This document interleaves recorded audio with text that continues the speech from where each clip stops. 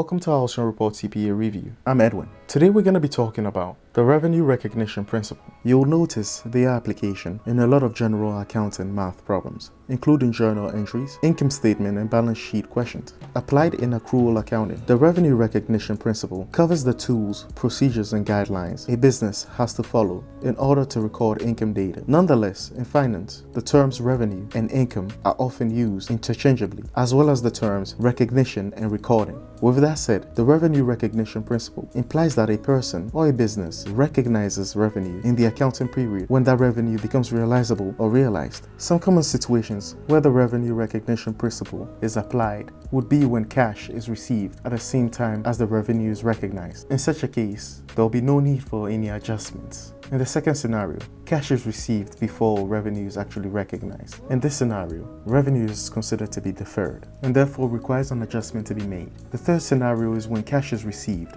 after the revenue is recognized. In this case, revenue is considered to be accrued, also creating the need for an adjustment in this case. In this video, you've heard me use two new terms: deferred revenues and accrued revenues. To simply put it, the word deferred means to put off until later. Therefore, deferred revenues in this case means recognition that is put off into the future, even though payment has been received now. Accrued revenues, the word accrued, which means to grow or to accumulate over time, even though cash will not be received until a later period. When the task has been completed, revenue is said to be accrued in the current accounting period. So try and keep in mind these new terms that you're learning, because these are basic terms often used in accounting. Additionally, and a quick tip here for new accounting students: when faced with a question that applies the revenue recognition principle, two things to always pay attention to are the amount and the timing of the revenue. This will help you easily determine whether this is accrued revenue or deferred revenue. Now, this brings us to the end of our video today. I hope